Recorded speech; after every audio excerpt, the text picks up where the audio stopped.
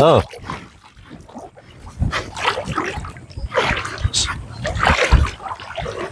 Madami ho sila, nagsisiksikan. Kaya yung iba yan, oh, nalaglag na, nabasa. Isang maulang umaga po ulit mga kanain. At lahat ng mga nakikita nyo yan, sa kanila yan.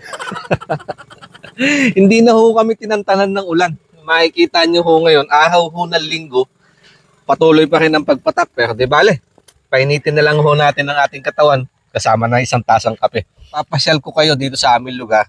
Umpisahan po natin. Ito yung paligid ng bahay ng mga kapatid ko at saka yung bahay ng aking mga magulang na kung saan po kami lumaki. Tara, tuloy po kayo mga kanayon. Dito muna tayo sa aking apong kasama si auntie. Nag-aalmusal sila.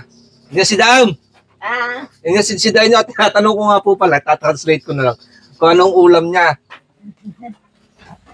Mga anak ko, natin yung dangal na po. Hindi ko kasi siya makalabas-labas dahil ito nga po sama ng panahon. Maganda yun. Wow, sige, kapi kami pay. Mahilig po siyang gumala.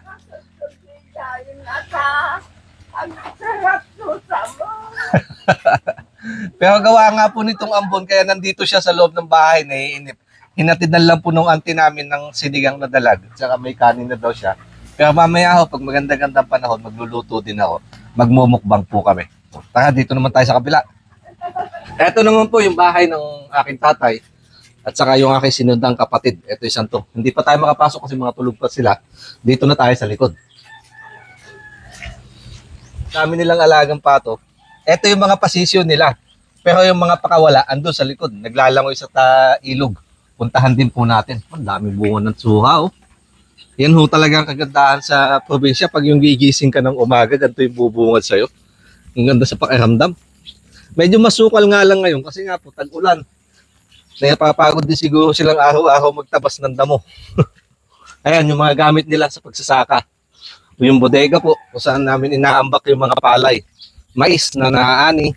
Kasi yun naman yung pangkaraniwang inaani po dito sa probinsya. Ito naman po, yung bahay ng kapatid ko. Yung panganay namin, kulong na dito. Ito naman po yung isang downside sa buhay ng mga magsasaka. Pag dumadaan nyo sa manang panahon, yan, apektado yung pangkabuhayan. Katulad nga po nito, yung palay niya. Sa gilid lang nila nakuha yan, yung karamihan nandun pa daw. Nasa bukid, hindi nila maani. Gawa nga po nitong ulan. Sana dasal na lang talaga na hindi siya masira at kahit pa paano makabawi sa mga pampuhunan, panggastos. Tuloy naman po tayo dito sa bandang likod. Ayan yung sa mga bahay kung saan po tayo galing, sa likuran nyo. Paloob naman dito, andito yung sakahan, yung kambingan ng aking tatay at saka yung farm naman ng aking kapatid, yung TESDA school niya. Pero bago ka tumawid, meron silang sapa. Ganito, ilog. Malinis po yan. May mga isda din dyan, pwede kang mangawil, pwede kang manghuli ng pang-ulam. At may nakuha na nga po kami kahapon. So, antabayanan nyo po yung upload ko. Dito ko siya nakuha, nahuli namin dito kahapon. Dito naman po tayo sa likod. Ito pa ho yung ibang palay nila. Oh. Tinakluban na lang. Hindi nila may bilad. Ilang araw na yung bagyong Christine yung sama ng panahon. Kaya baka yung iba ho dito, tumubo na. Sayang naman. School ng kapatid ko, accredited po yan ng TESDA. Nag-o-offer po sila ng mga courses tungkol sa farming, agriculture, paghawak ng mga agricultural machineries dito po.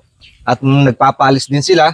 Yun nga lang, wala pa silang enrollees ngayon kasi next month pa daw mag-uumpisa. Nandun po yung kanilang building sa Bandalog. Ito, ginagawa bago. Ito, yung pinaka-favorite kong part. Kaya Nanay, come here, closer. Bilang isang magsasaka po, ito yung pinaka-favorite kong part. May kalabaw po yung tatay ko. Andito yung isa. Andun naman sa ilog. Yung dalawa, yung mag-ina. Ito po yung lalaki niya, nilapit nga dito. Kasi plano kong bilhin to.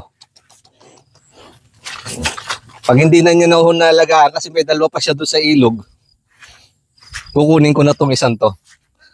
Kalakip na ho kasi, kahit man nasa ibang bansa po tayo, nasa puso ko pa rin. Lumapit ka dito, nanay.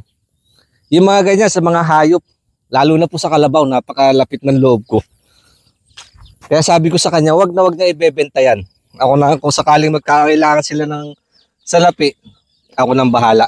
Ito naman po yung mga kambing niya. Kung pangkatay ang pag-uusapan, alam niyo naman, mahilig tayo magkatay-katay ng mga kambing. Nandun po sa kulungan, medyo malayo. Pero madami po yan, mahigit 10. Nandun sila sa taas. Dahil nga maguulan, mamaya pa bababa yung mga yan. O magkakatay din po kami sa mga darating na araw. Ang tabayanan nyo po. At yun, kung makikita nyo yung dulo, ito po. Itong diretsyon to, lupa po yan ng tatay ko. At doon sa dulo doon may malaking ilog. Yun naman po ang pupuntahan namin mamaya. Manguhuli kami doon ng mga hipon, mga isda. Kasi nasabihan ako ng kapatid ko may makina na daw silang panghuli doon. Medyo malalim din.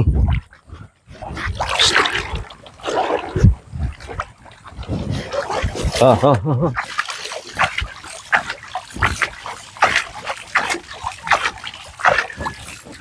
Oh.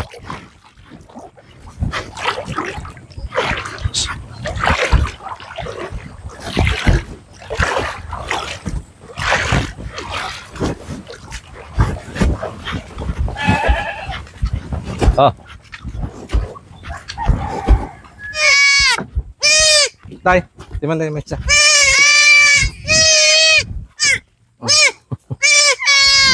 Hoy! Aray! 3 po. Nanganak siya kagabi. Eh, nililipat namin dahil yung pwesto namin, nung pwesto nila doon sa likod, pinanggalingan natin kanina. Madami ho sila, nagsisiksikan. Kaya yung iba yan, oh, nalaglag na, nabasa. Etong 2 naman, tuyo, naiwan sa taas. Kaya ililipat namin dito, at least sila lang, mas safe po.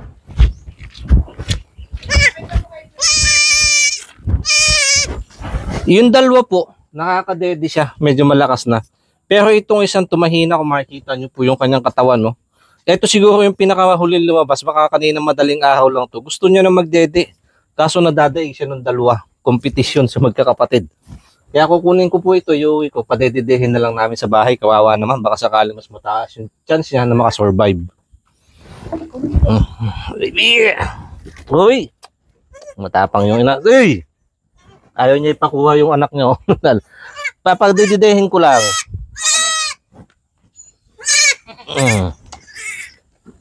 Patutuyuin ko pati, basa. Oh, ibabalik ko din.